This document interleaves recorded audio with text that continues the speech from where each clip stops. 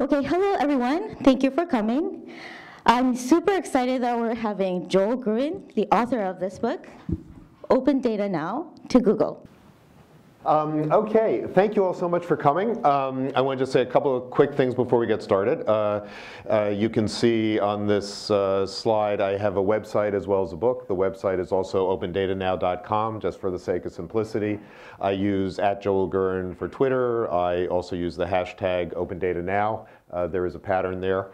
And I'm very happy to be speaking to you today. Oh, also, if you didn't see it on the way in, on the way out, there is a sign-up sheet if you're interested in getting free email updates from my website or from the GovLab. Please sign up and we'll keep in touch because there is a lot to talk about.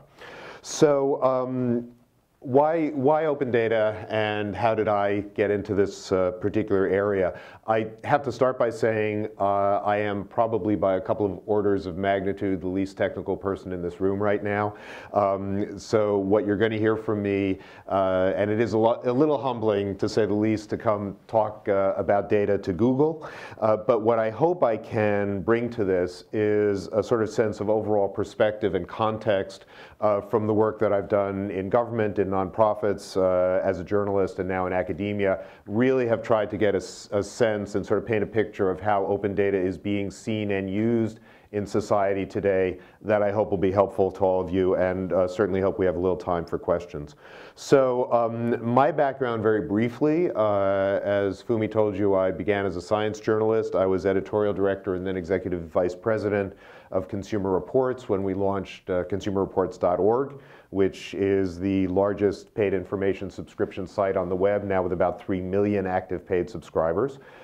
Shortly after that, I went to the Federal Communications Commission, began as head of the Consumer Bureau, and at that point, our chairman, Julius Janikowski, was very interested in figuring out how we could give consumers help in a simple decision like choosing a cell phone plan. Well, choosing a cell phone plan ends up being kind of like solving some difficult problem in topology or some such thing, or at least in statistics, because there are about 1,000 different cell phone plans offered just by a company like Verizon. You multiply that by the number of companies, you factor in the fact that every consumer has different needs. So it became pretty clear as I was looking at this that this is a problem that's more complicated than it looks at first. It also turns out to be very similar to problems that other government agencies face in trying to advise consumers on things like financial services, housing, mortgages, education, and so on. So I began talking to people in other agencies about consumer information generally. Out of that, I was invited to chair the White House Task Force on Smart Disclosure. Smart disclosure being the term that we developed to describe giving data to consumers that they can use to make complex decisions. That report came out last May, and from that work, I became more involved in open data and open government more generally. I met Beth Novak, who some of you may know as the head of the Open Government Initiative during President Obama's first term and a real pioneer in open government and open data. She has now invited me to come work at the GovLab that she founded at NYU, and I'll tell you a few things about that. And I also have this website and this book on open data now. So I am sort of running the open data practice for the GovLab and looking at the implications of open data in many ways. Just a couple of words about the GovLab. I won't read what you can see on the screen, but our basic hypothesis and our mission is to figure out how to use technology and collaborative platforms and basically 21st century approaches to help improve governance and government and the way that citizens and government interact. We think that people should interact with government more than when they vote once a year or when they happen to make a comment on the We the People petition website or something like that. We're looking at ways to really develop a different level of engagement that is good both for citizens and for government as well. And this model of collaborative democracy, we feel, has three major modes of operation. The first one is sharing responsibility, where a government can take a piece of what has been a government responsibility and delegate that to citizens. And here the paradigm is participatory budgeting, where in 1,500 cities around the world now, the city government is saying, you take a chunk of the budget and spend it as you wish. We think that can be done in many other kinds of governance situations, and that would be very productive. The second modality is getting knowledge and expertise in, figuring out ways that not just the traditional government advisors, but people with technical abilities, technical skills, insight into community issues, and so on, can advise government at the federal, state, and city level. And we're seeing a lot of models for that. And then the third modality is getting open data out, which is what I work on and what I'm going to talk about today. So what is open data? There are a number of good definitions that have been done by different groups like the Open Knowledge Foundation and the Sunlight Foundation. What I did in writing this book was to choose a fairly general definition, that open data is accessible public data that people, companies, and organizations can use to launch new ventures, analyze patterns and trends, make data-driven decisions, solve complex problems. This definition incorporates not only open data from government, which is where a lot of the focus has been, but also open data from sources like social media, from many sources that are accessible to you at Google, and from other kinds of data that companies themselves may choose to release in different ways, as well as scientific data. So what you're going to hear me talk about today is open data in all of those forms and how they relate to each other and how they relate to social and business goals. I do think, and I'm certainly convinced, having now worked in this area for a couple of years, that we're talking about a phenomenon that has tremendous implications and tremendous impact, potentially not only for business, but also for scientists, for journalists, for consumers, for governments. And in many ways, we're starting to see a convergence of the civic and the commercial uses of open data, where we're seeing some ventures that may start as nonprofits that turn out to have a sustainable business model, and we're seeing businesses that turn out to be actually extremely mission-driven in their use of open data, and you'll see many examples today. What is open data not? Open data is not the same as big data, and it's not the same as open government, and it's not even really a blending of big data and open government. It's a different kind of animal. Big data also has many definitions. I think the only thing everybody agrees on, at least when I ask them, is that when you're talking about what do you mean by big data, we mean like, I don't know, like really a lot of data, really big data sets, which is not too surprising. I think you can more accurately say that big data involves data sets that are at the current limit of our ability to analyze and use, but of course that limit changes every day. I do think there are real ways in which the quantity of data has a qualitative impact, in the same way that when I came here from New York, I theoretically could have ridden a bicycle or even walked, and taking a plane is really more than an accelerated way of doing that. It's a whole different kind of travel. So I think big data does have that kind of impact, but it's not philosophically different, in my view anyway, from smaller data problems in the way that open data is philosophically its own thing. Open government is very closely related to the concept of open data, but it's broader. Open government includes all kinds of government transparency. It also includes the kinds of collaboration and things that I just showed on the GovLab slide. So part of it is data related, but part of it is really other kinds of citizen engagement. So the book does present the grand unified theory of what is open data in a simple Venn diagram that you will find in Appendix A in the book, and you can also find on my website, opendatanow.com, in a fairly lengthy blog post. I won't go through all of this to analyze it, but the most important thing to notice here is that big data, open data, and open government have several points and areas of intersection. They are distinct, but they overlap, and when they overlap, it gets really interesting. The point in the middle, Sector 6 there, which is all three things. These are large public government data sets like weather, GPS, Securities and Exchange Commission data, et cetera.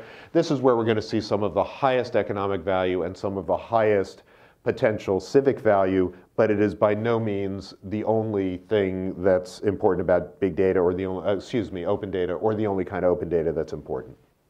So that's the terrain. Having said that, I am going to take you very quickly, believe it or not, through what I see as 9 open data trends. I'm going to pose three open data questions that I don't have the answers to, but I think we can all profitably discuss and think about. And I'm going to describe a study that we're now doing at the GovLab that I think will be of interest to you, called the Open Data 500, and that I think is going to really help advance this field. So let's get started. So the first trend is liberating government data. It's undeniable that governments at all levels, not only in the US, but in countries around the world, are now focusing on ways that they can take data that they control and make it available to the public as open data. And in the US, we've seen a major step forward, most recently last May, when President Obama announced the new open data policy. This policy has been called the biggest change in how we deal with federal information since the Freedom of Information Act in the 1960s. It's potentially that big. There are a lot of questions about how we implement it, which I'll talk about. But it is a very ambitious and I think a very right-thinking kind of program to make government data open by default, meaning that unless there's a security reason or a privacy reason or something like that to keep it hidden, it's open and anybody ought to use it. Now, one thing that's really significant is that when the president announced this policy, he used these words, which you can see are very business focused, and he actually chose a technology center in Austin, Texas to do it. So the administration is really positioning open data as a job creator, as a business driver. That's partly why we at the GovLab are studying it through that lens, because we want to see to what extent that is really a defensible proposition. I think it is, but I think it's still a work in progress. So the whole question of why should government go to the trouble and the expense and the time of making data open, part of the answer, people think, is that it's going to have an economic benefit as well as being a social good. This open data policy, which was announced last May, talks about presumption of openness or open by default, making data machine readable, reusable, timely. This was based in many ways on the definitions that the Open Knowledge Foundation and the Sunlight Foundation developed several years ago. One really interesting difference is that those definitions said, and the data's got to be free. And the government definition doesn't quite say that. So there is still some room for agencies to charge for data, but I think the direction is very much towards free open data. In addition to this policy, there is now something called the Data Act, which may be the only thing in the known universe that Ralph Nader and Grover Norquist actually agree on. It's an extremely bipartisan movement. It stands for Digital Accountability and Transparency Act. This is another part of open data. So one part of open data, like the open data policy, is let's release data we have on weather, satellite data, GPS, health data, et cetera, data that government collects that is useful to the public. This is data that government has about itself. The goal of the Data Act is to make government spending data more thorough, more transparent, and more usable than it's ever been by a lot, to be able to make it go all the way down, not just to the contractors to government, but subcontractors, subcontractors, and to do it in a way that is really accurate. There is a website called usaspending.gov. It was intended to do this. The Sunlight Foundation recently calculated that it is inaccurate to the tune of $1.55 trillion a year. Otherwise, it's perfect. So the Data Act would automate this in a way that would really solve that kind of problem. And there is a lot of push now in Congress to pass the Data Act, which I think would be another major step forward. So this is just at the federal level, but you're seeing similar kinds of activity in cities, in states, in the 60 countries that now belong to the Open Government Partnership, all of which are making similar kinds of commitments to open data for both civic and job-creating reasons. That's one trend. The next trend, which comes right out of that, is that we are actually seeing open data begin to drive business growth in a number of ways. And you can find examples all over the place: health, education, transportation. My book has a number of examples. Somebody tweeted recently, there's so many apps and businesses in here, I can't even count them. So I figured I would count them. There are, to the best of my knowledge, 183 of them. So happy reading. You will find companies in all of these sectors. And they're doing some very creative things with open data that are showing that you don't have to own the data in a proprietary way to make a thriving business out of it. I'll just show you a couple of examples. So the Climate Corporation, based based here in San Francisco, has become in many ways sort of the poster child for the commercial use of open data. I was fortunate to, I like to say I sort of knew them when. I mean, they've gotten a fair amount of publicity over the years. I was fortunate to have a long interview with their CEO, David Friedberg, last April. It's in the book, and there's actually a longer podcast with him on my website. And if you're really interested in this stuff, I would encourage you to check out the podcast, because it's a fascinating story. These guys, and the punchline is they were recently bought by Monsanto for $1 billion. They've been profiled in the New Yorker, so they've emerged as everyone's favorite example, and I think rightly so, of what this kind of data can do. Their story is fascinating. They began by saying that they wanted to sell better weather insurance, and they quickly focused on farming and farmers as their target. They figured that if they could get all this data from the National Oceanic and Atmospheric Administration, from NASA, weather data, et cetera, and they applied really extremely smart analytics, and the guy who started it just hired brilliant people. I think he actually used to work at Google, and I'm sure he hired some people from here. But what they figured they could do was do risk calculations that would enable them to calculate the risk that they bore as an insurer more accurately, so that they could both help farmers and also make a business out of it. Well, what happened as they got into this is that they found that there were open data sources that they could use that were much better and that would give them a much better result than the commonly used sources. So the first iteration of this is, let's use data from weather stations. Well, if you're a farmer, even if you look at every weather station in the US, it might be 30 miles away from your farm, and it's not helpful to you. So long story short, they ended up getting data so that they could look at a piece of farmland roughly the size of this mid-sized auditorium, or even smaller. They can calculate rainfall to 1/100 of an inch. They can look at soil quality in a way that they know exactly how the soil is going to respond to that amount of rain. And they're doing all of this with almost all of it, with a couple of small exceptions, is free, public, open data that anybody, any one of us theoretically could access, but we wouldn't know what to do with it. And knowing what to do with it, and knowing how to analyze it, and bringing together both data analysts and subject matter experts to really create this new kind of tool, is how they have created $1 billion worth of value. They also believe that they can now increase profitability for farmers worldwide by 20 to 30%, and help farmers understand how to deal with climate change by changing the crops they grow and the seasons in which they grow them. So this is huge. This goes from we're insurance salesmen to we're leading the next green revolution. It's a direct application of free open data, and it's a stunning demonstration of how even data that is free and public can be an incredibly important business driver.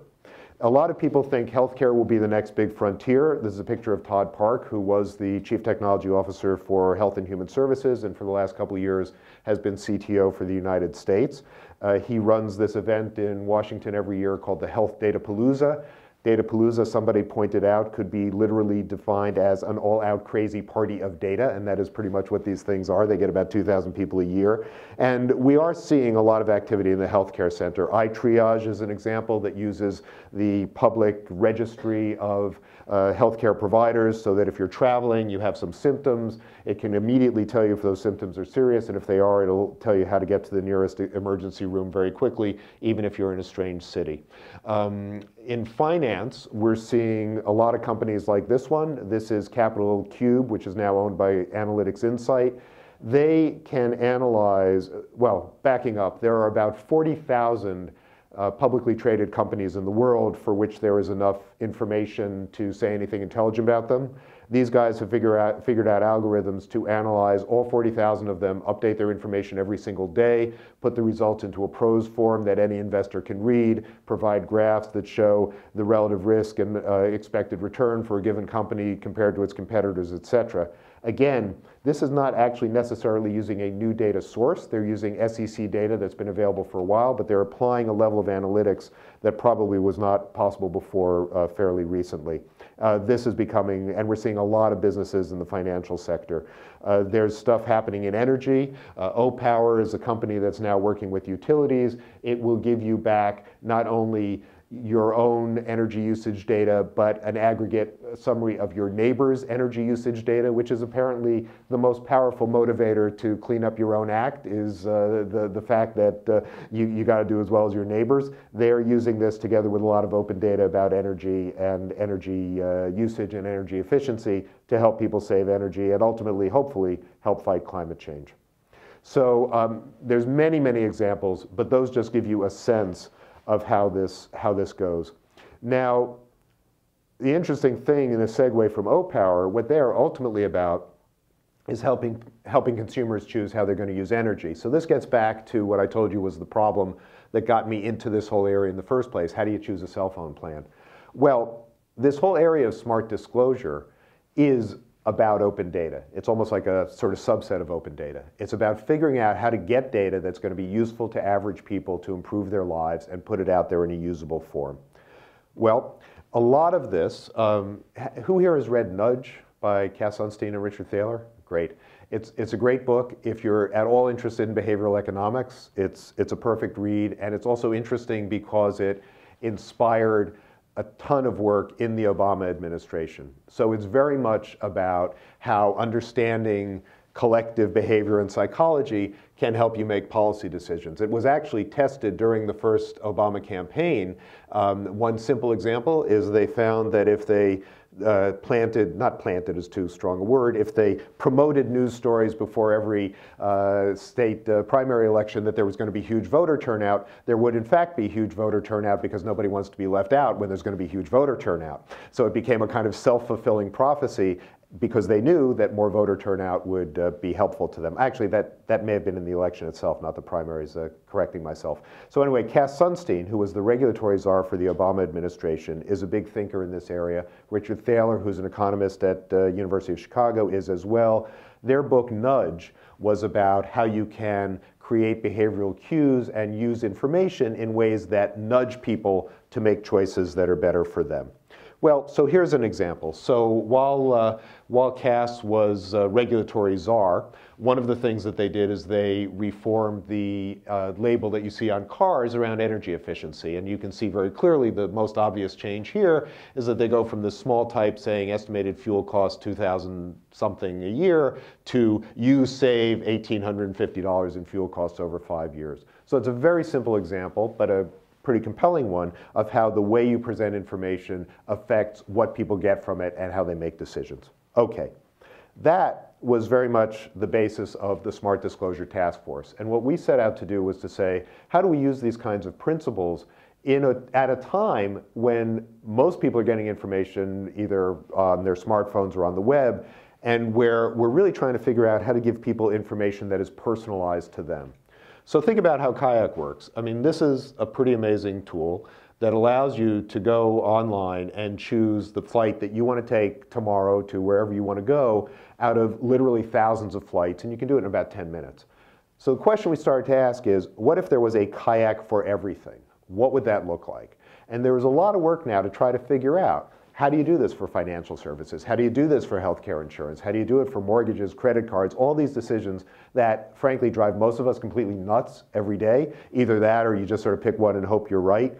Going back to cell phones as the paradigm here, it's been calculated that Americans lose something like $13 billion a year collectively because we're not choosing the most efficient cell phone plans. So this is real money, and in many cases, like health insurance, it's also safety and quality of care and quality of service.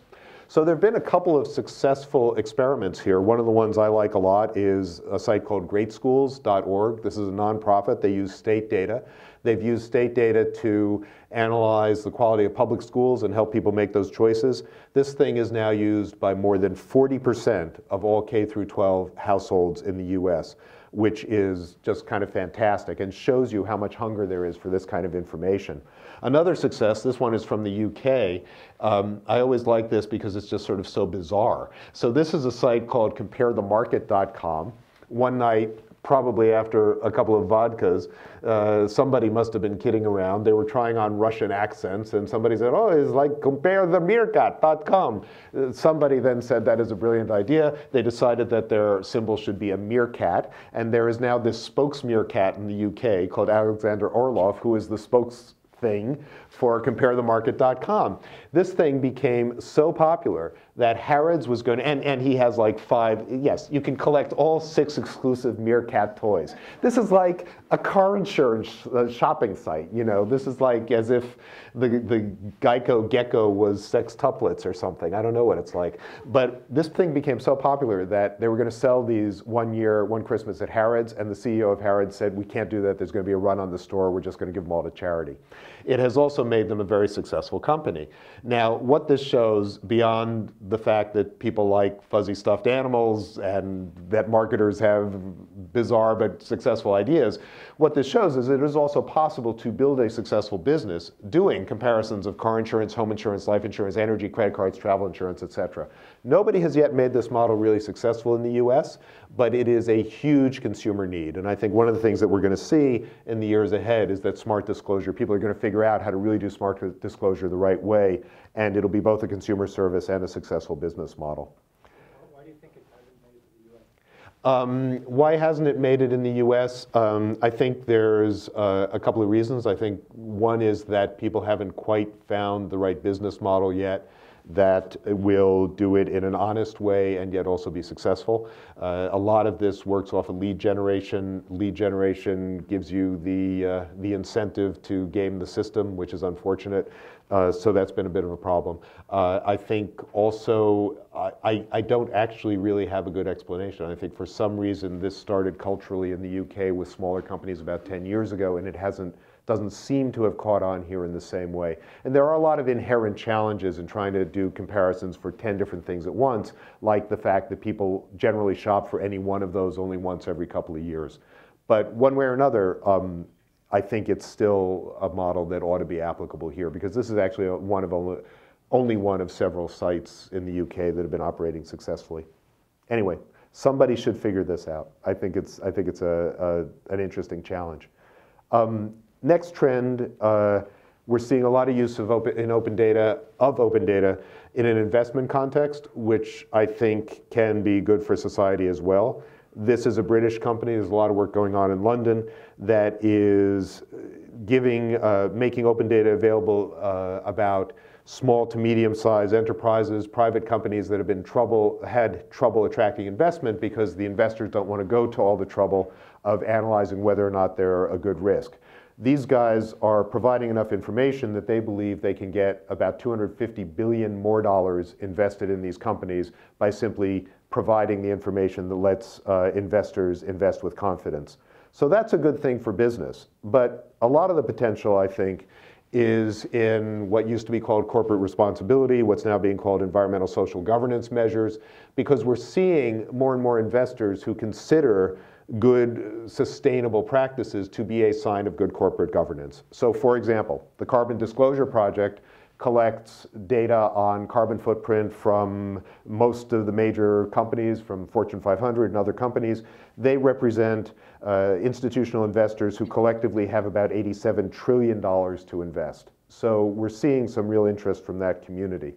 We're seeing this same kind of thing being applied in the consumer field, particularly by a company in San Francisco called GoodGuide, which provides a lot of information to consumers about the environmental impact of the products and services they buy, much of this based on EPA and other open data. Companies are now becoming more and more interested in this because they want to see if they have a good profile that consumers will like. And then finally, the Securities and Exchange Commission has begun to demand that companies that report to them include information on things like whether or not they use conflict minerals, which are minerals that are mined under pretty horrible conditions in the Republic of the Congo. That kind of thing, which happened under Dodd-Frank, could be the beginning of the SEC demanding more and more environmental social governance measures. If that were to happen, we could see some real changes in corporate practices. So I think this is a case where open data, because it's of interest not only to citizens but also to the investor community, can have a lot of leverage in improving corporate behavior. We're seeing open data shape reputation and brands in some powerful ways. Part of this is public complaints and what happens when you make complaints about a company public. So these two people founded a company called Public Demand, which takes complaints from consumers, amplifies them through social media to an extent that a company like AT&T or United Airlines has to immediately pay attention. And in many cases, they've gotten very, very rapid solutions to problems that otherwise would have gone back and forth with customer service for months. Well, this is a strategy that regulatory agencies are also following. The Consumer Financial Protection Bureau, in particular, has made its complaint database public, and banks are now paying much more attention to customer complaints and customer satisfaction than they ever would have because of this open data. Both Forbes and American Banker have written about how this is really changing the banking industry because they have to listen collectively to consumers, whereas they could ignore people one at a time. The next stage of this, I think, is analyzing social media, since we are now at a stage of 2 billion tweets a week, which is, I don't know about you, I find that somewhat terrifying. But not only through the kinds of reviews and comments people do on Google, but these other sites as well. We're seeing a whole huge amount of social media commentary. And you would think that if you could actually figure out how to analyze this and do something with it, you would have a very powerful form of open data that has huge business relevance. Well, one company that is working on this is Reputation.com, which is in the business of helping people improve their online reputations, mostly by promoting more positive and genuinely positive feelings about what they have to say. But there's a whole other level of this, of sentiment analysis, which many of you may be familiar with. So I always like to ask, how many people know who the woman on the left is? How many people know who the guy on the right is? Okay, at least a couple. Generally, in every tech audience, more people recognize Alan Turing than recognize Jane Austen, but that's who they are. And if Jane Austen and Alan Turing had a love child, it would be sentiment analysis. Because sentiment analysis essentially is this technique of doing text analysis to figure out what people feel about brands, celebrities, TV shows, specific products, specific services, etc. There's an annual conference now held in New York. Well, I think it's usually New York every March, where people get together and talk about this stuff. It's a chapter in my book. I've also done a podcast with a guy named Seth Grimes, who's a guru in this area, that's on my website. It's absolutely fascinating. There's not yet a mature technology, but ultimately you can see where this is going. This is going towards treating all of social media as an analyzable, quantifiable form of open data that can have a lot of implications in a lot of areas. Personal data is a specific kind of open data in that this is about making data about my medical records available to me, or like O-Power, my energy usage available to me. It doesn't really fit the classic definition of open data. It's not like available to everybody for free, but it's a very important part of the ecosystem, partly because opening data to me is a really different kind of thing than me not being able to access my own data, and also because in many applications of big open data, having the ability to match it up with personal data is an important part of the puzzle. A lot of people, this is actually a diagram from a report by the World Economic Forum. They have now done a couple of reports on unlocking the value of personal data. The basic idea that people are talking about is, what if you could establish a data vault? So I'm seeing this, this is probably a concept that many of you have thought about a lot. It's been kicking around for a while. It may or may not be getting to a point of applicability and maturity. There's companies, Reputation.com, Personal.com in DC, and others that are looking at this. But the basic idea is, if you had access to all your personal data, if you could hold it securely, and if you could then release it selectively to other people or to marketers, what would happen? Well, one model, which is being called vendor relationship marketing by Doc Searles, who talks about it in his book, The Intention Economy. One model is that instead of marketers targeting you, you target them. It is worth about $2,000 for a Mercedes-Benz dealer to get a qualified buyer on the lot based on the probability that they're going to buy a car. So it might be worth a couple of $100s for that person to find you if you wanted to release demographic or whatever kind of information made you look like a good customer and actually pay you to make a visit. That's a kind of simple form, but Some of the people working in this area think there's a lot of economic potential there. I think it's still hypothetical, but it at least points towards a greater degree of consumer control over how we are all marketed to. On the other end of the spectrum, there's potentially tremendous public value in sharing personal data. This is this app PulsePoint, which essentially, if you are a person who knows CPR, you tell them that. If there is somebody who is having cardiac arrest, they then immediately send a message to everybody nearby who knows CPR. They can get to them faster than an ambulance can. They can potentially save a life. So this is a use of personal data that I'm not sure anybody would have thought of a couple of years ago, but it's the kind of thing that when you start thinking of personal data as a form of open data on a voluntary basis, some really interesting things can happen. They talk about themselves as enabling citizen superheroes, and I think that's actually pretty accurate. Open data and research.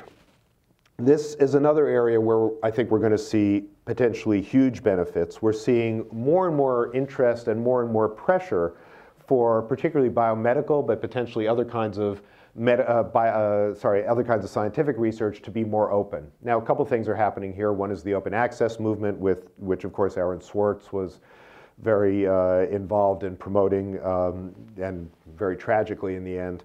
But that's very much about once data is in a published journal, we shouldn't all have to pay thousands of dollars to get at that data or to get at that report.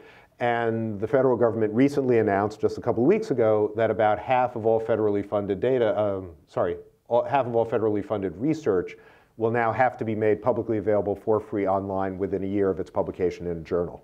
That's sort of after the fact. What gets even more interesting is data sharing while the work is in progress. So a lot of this is coming from patients and from funders. Kathy Giusti was a corporate CEO in her 30s when she discovered she had multiple myeloma. She quickly discovered that there was very little research being done. She started a foundation to fund that research, and a condition was, if you take their money, you have to make your data openly available as you make new discoveries. This is in many ways the model that the Human Genome Project worked on very successfully. It's now being followed in Alzheimer's research and Parkinson's research and in other ways as well. It is potentially transformational change in how we do science if the business models are worked out and if there is enough cooperation both from scientists and from drug companies and others to really make this the norm. We're also seeing a lot of very successful experiments in crowdsourcing science. One of the most famous was done at University of Washington a couple of years ago. They had been working for a decade trying to solve protein structure for a protein related to the AIDS virus. They decided to put it on this site, fold it, ask gamers to solve it. Gamers solved it within a couple of weeks. They published in Nature, and they thanked the gamers publicly. This was, I think, eye-opening for a lot of people. Another example, and any of you know Galaxy Zoo or Zooniverse? This is one of the great citizen science projects, and it's really a model for many of them. This thing got started in Oxford because some poor PhD student had to look at images of the structure of spiral galaxies, which apparently computers cannot assess very well. And he had hundreds of thousands of these to look at. He looked at 50,000 in a week, and he said, there's got to be a better way. They decided that the better way was posting these images online, inviting just ordinary people to look at them. They can do it with a high degree of accuracy. They've now taken on other scientific projects like cancer cells, as you see here. They have tapped 800,000 volunteers to help them do skilled human work in the interest of science. And then finally, SkyTruth is applying the same kind of thing to the environment. This is a nonprofit in the Washington area that is now using crowdsourcing to look at things like maps of areas of Pennsylvania where fracking is going on and look at signs that fracking is damaging the environment. So this becomes environmental protection through open data from the satellites and crowdsourcing applied to that open data. Data-driven cities, a huge movement right now. Right at NYU, we have the Center for Urban Studies in Progress, which is doing a lot of work, Urban Science in Progress, which is doing a lot of work in this area. The idea is to put sensors all over cities, to instrument cities, to see what can be learned to improve operations, public health, emergency management, all kinds of things. You're also seeing a lot of use of data for accountability in cities like Chicago. Palo Alto has been a leader here. And there are a couple of interesting things that come out of this. One is applications like NextBus, which is now all over the country, where city traffic data can be used to help you figure out when your next bus is coming, so you're not waiting endlessly in the rain, to things like this experiment in Washington, where they have actually solicited public input about how the different government agencies are doing. So they've actually been able to grade government agencies on the basis of both survey data that they collect and sentiment analysis of what people are saying on social media. When they first did this, 4 out of 5 agencies got a C-, one got a C+. They were not very happy with the mayor for doing this, but they have gone public with it. It's a really interesting feedback loop, and over time, the grades have gone up. So now the last trend, and this is one where we're really intensely focused at NYU, is trying to figure out, when you look at all of this together, what is open data worth? And this is an important question because it is not a slam dunk or particularly easy to take data that has traditionally been siloed and open it to the public. So there have been a number of studies on this. The most recent was a McKinsey study last October that says that open data is worth $3 trillion a year worldwide. That's by far the highest estimate anybody has come up with, as you can see from some of the other ones on the screen. But generally, the estimates run pretty high. So it's a very interesting challenge. We all think there's potential there, but what we have done at the GovLab at NYU is we've set out to do this thing called the Open Data 500, which is about figuring out exactly where the value is, beginning in the business sector, but ultimately wanting to look at the nonprofit sector as well. We're looking at US-based companies. We have actually contacted more than 500 of them. We're in the process of finalizing the list.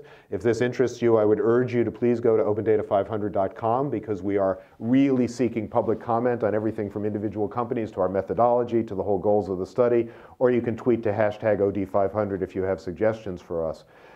We have this now on a website as a work in progress where you can filter by state or by category and see where some of these open data companies are. Not surprisingly, the greatest number is in California, but I'm glad to say as a New Yorker that New York is not far behind. And we're beginning to see some interesting patterns here that I think are really going to be meaningful. So one of those patterns, which I'll show you in a second, helps answer some of the open questions about open data. So having shown you all these trends and shown you all the stuff that's happening that I talk about in my book and the website and my other work, there's still a lot we don't know. And I would say there's 3 major questions that we're now all looking to answer. So the first one is, okay, if we think open data has value, which sectors are the most promising? Well, from the Open Data 500, even though this is preliminary, and I can't stress that enough because it's not a final list, et cetera, but we're starting to see some hints of that. So the first tier, the companies, the sectors that have the most companies in them are what we're calling data/technology and finance and investment. Finance and investment, probably because there's so much interest and because SEC data and other kinds of business data has been out there for a long time and is a very rich source. Data technology, because there is a whole huge emerging sector in helping figure out how to take really unwieldy government data sets and turn them into usable open data. So this is companies like Socrata, Junar, OpenGov here in Palo Alto or nearby, and many others, that their business is making open data business friendly. And one of the interesting questions is whether this is something that's going to be around forever, which I think it probably will, as we were talking about a little bit before, or how much this sector may change as governments get better at releasing open data. Next, we have healthcare, which I think is emerging, transportation, energy, and then the third tier, where only about a couple % of the companies we have are in each of these areas. This includes a number of things, many of which are really quite significant, like education, scientific research, environment, food and agriculture. The Climate Corporation, for example, is somewhere in this tier. So we just have a couple of initial observations and caveats about this. One is that sectors that don't have a lot of companies in them, like weather and agriculture, may have a Climate Corporation in there or may have a very significant company. So simply number of companies per sector doesn't necessarily tell you the importance of the sector, but it does tell you at least where a lot of the entrepreneurial activity is.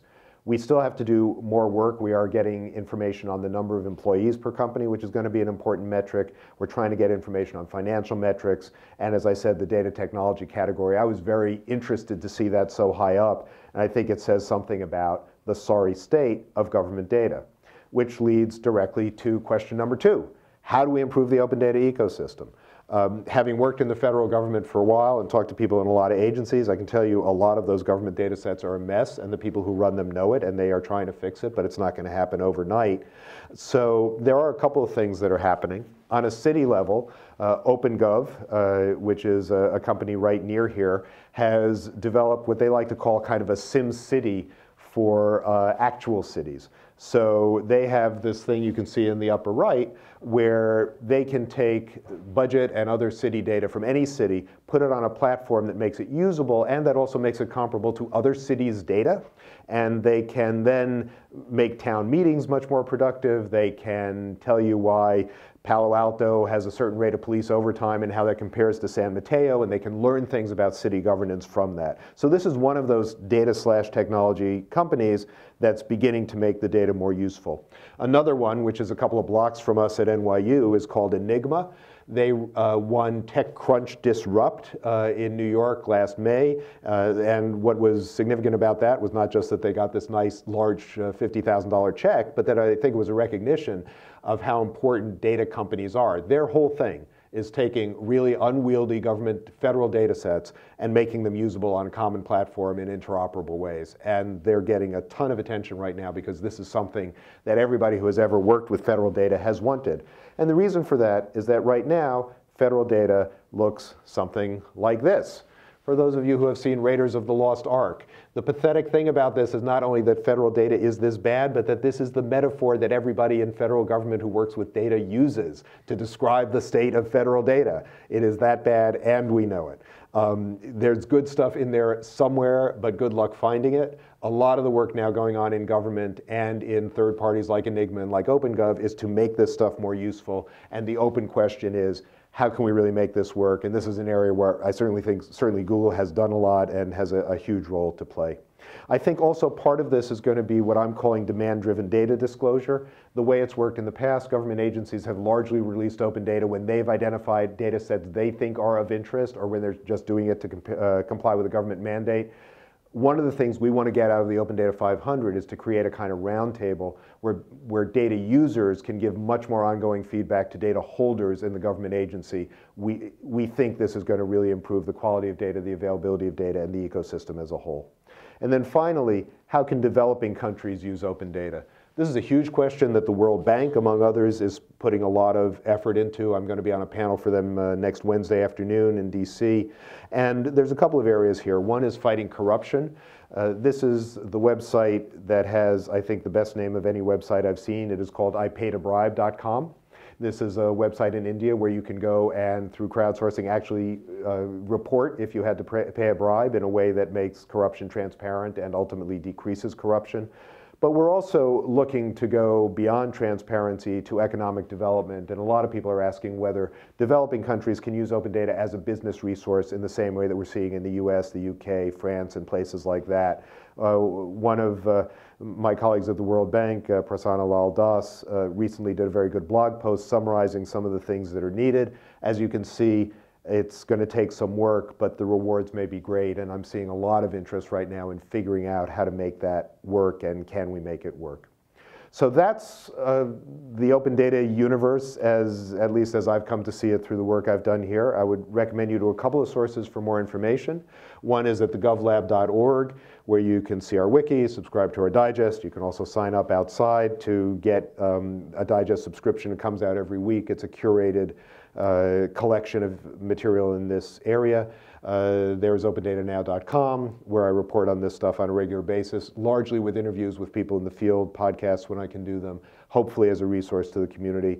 And there is, of course, this book, now available, which I see many of you have already purchased. Thank you, and which I hope you find useful in one way or another. So we have a couple of minutes for questions, and thank you very much. Thank you. Thank you very much. I have two questions. One is, if you develop your business using open data, what are the caveats? What is the license on all this data? And the second question, suppose I want some data. Where do I find it? For example, I would like to see some data on education broken down by gender. where do I go? Where do I even start? Okay, so two questions. One is in terms of the license to use data. It is only open data if it's released under an open license that makes it usable by anybody and reusable and republishable. So by definition, that's pretty much built in. And the open data policy, at least of the US government, and more governments recognize that. In terms of where you go, if you're looking for federal data, you should go to data.gov. This is the central repository of federal data. It was originally built in a way that I think a lot of people found not as user-friendly as they wanted. They've just relaunched it. It's much better. It's getting better all the time. But that's where you would find data like that segmented by agency and by area of interest, as a start in any case. Thank you. Obviously, you logically focused on the US. Is there any other nations that you'd point to as best in class who are really leading the field in terms of leveraging the data infrastructures developed by their governments or within their societies? Yes. The UK is really the other world leader, and in many ways they're doing things in a more advanced way than the US. For example, their equivalent of data.gov is all done with linked data and is really very beautifully and very well designed.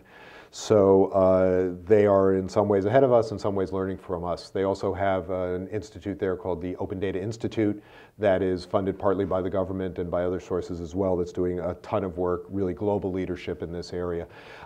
Beyond that, we're seeing a lot of interest all over the world on every continent. And I think what's happening is that different countries, as I mentioned, there are now 60 countries or so in the Open Government Partnership, which is committed to these open government principles, part of which is open government data. And it's rapidly emerging as an international movement. And I think different countries, depending on their stage of development, will figure out what is the most important and most appropriate form of open data for them to release. So all the applications of open data that you mentioned are all vertical. They're trying to solve a particular problem. Do you see a need or an opportunity for more horizontal plays of products that could be usable by many applications that use open data? Well, I think probably the best examples of those are these data technology companies like Enigma or OpenGov, because what they're essentially trying to do is to make data of all kinds more usable. And I think what they're hoping to do is to make possible the kinds of mashups or interoperability of data that can make a lot of those more complex applications possible. Right now, at least if you're working with US federal data, it's very difficult. We did a project at the GovLab simply to try to mash up EPA and OSHA data about factories and facilities that both agencies regulate. You would think this was dead easy. It's not. I mean, even on that basic level, it takes work to make this stuff, these data sets work and play nicely together. So companies that are making that happen, I think, are definitely taking that kind of broad horizontal view, and they're going to be helpful to a lot of other companies. Yes?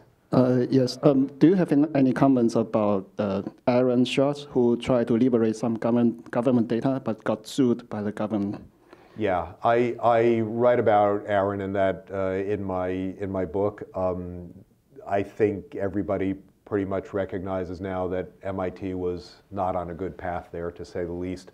And it's a pretty complex, it gets into some complexities, but I think the short answer is what Aaron was really fighting for was open access and access to material that has already been published in a way that the public can use it. That's now just become federal government policy for about half, as I said, of the research that the federal government funds. So I think there's a greater and greater recognition that he was right about that and that we should start getting on board. How do you think about accuracy, or even just not necessarily accuracy, but knowing what's in the data set, like keeping track of the metadata, like what's actually being counted, who was excluded, who wasn't, how data was collected, and that kind of information that can change what the data means? Yeah, it's a great question. I would say right now that's very hard. Part of the open data policy is to actually publicly release information about the quality of data. I think this is going to be one of the parts of the policy that federal agencies absolutely hate the most. But there are some really interesting examples of agencies facing up to this problem and dealing with it. So one great example is USAID, International Development, knew that they had lousy geospatial data on the organizations they were giving grants to. They put on a hackathon, but a very careful one. They found people who were sort of geospatial hackers in the Washington area. They invited about 100 people in. They said, we're going to give you special access to our data. We want you to fix it. We'll give you all weekend. They were done in about 15 or 16 hours. So this idea of kind of crowdsourcing quality control is one that a couple of government agencies have become interested in. But simply knowing is very hard, and that's one of the reasons that I think establishing feedback loops, really good feedback loops between data users and the agencies that hold the data is going to be a critical next step, so that we can ask those questions of government agencies, we can see what the response is, and where there's a really serious flaw in a really important data set, they can prioritize that as something that stakeholders need fixed. So you showed a lot of great examples. I was wondering if you think that we could leverage mobile in a specific way as opposed to like desktop sites. Yes, I tend to show desktops because they look better on PowerPoint, but absolutely most of these things that I showed either are mobile apps or could be mobile apps as well. I think the one caveat on mobile apps is that we're a little bit at risk of app mania with open data. You know, there have been all these hackathons of apps for this or apps for that, which is great, but I think there are probably some limitations in what is easy to do in that mobile environment, and there are some more sophisticated things that can be done I believe, if you look more broadly. But definitely, pretty much anything that I showed you has a mobile application attached to it. Okay, thank you very much. I think we're running out of time, but Joel will be staying here for some minutes. Thank you very much. Thanks so much for coming. And thank you for the work you're all doing.